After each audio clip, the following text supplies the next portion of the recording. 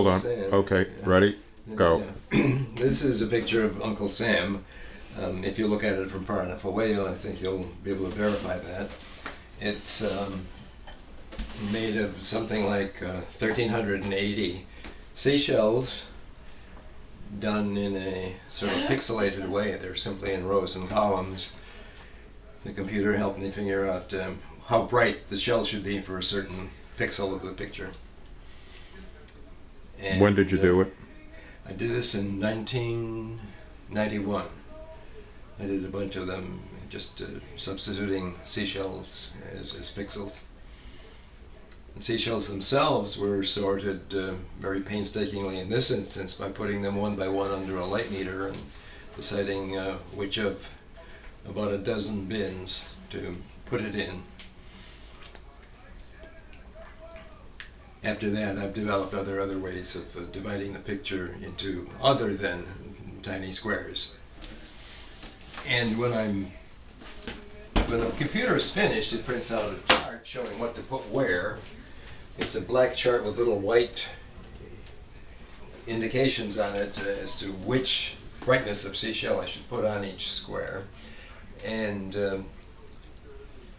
I lay it out completely on the black paper where the seashells hide the little white designator, and I look at it from far away, and I can see it from far away as I have my hand in the picture, pointing to a certain seashell and saying to myself, I think that one should be a little darker, or the white of the eye right up here needs to be a little bit brighter or dimmer, and the other side of the pupil over there, and so forth.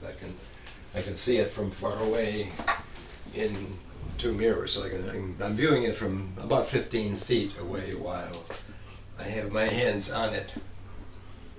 The amusing thing about shows in the park where I put these things up, people almost invariably say, what do? You put a seashell on the picture and then you run way back and look at it and come up and change it or glue it.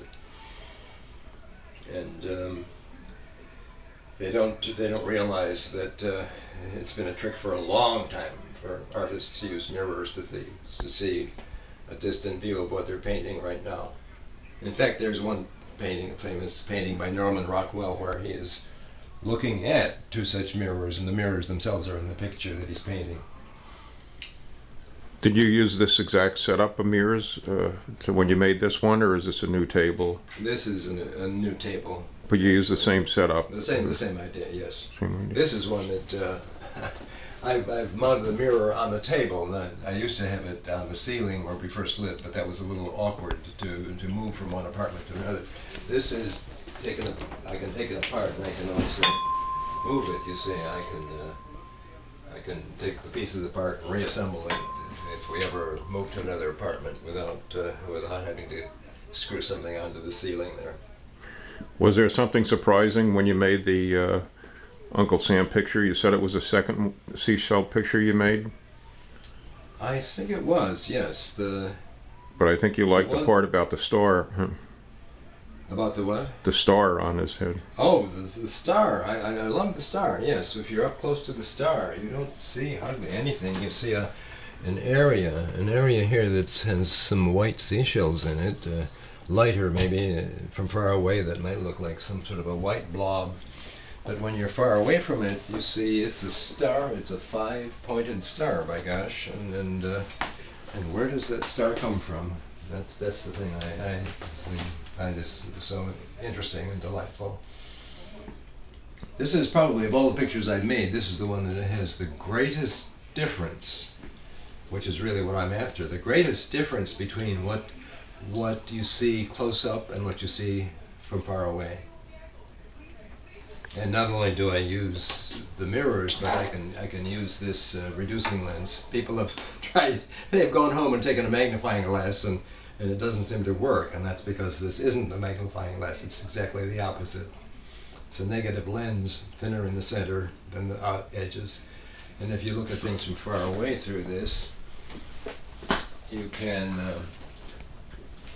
see something reduced about 3 times. It's only about a third the size, depending upon how far away you are from the lens. so I can really get a distant view here.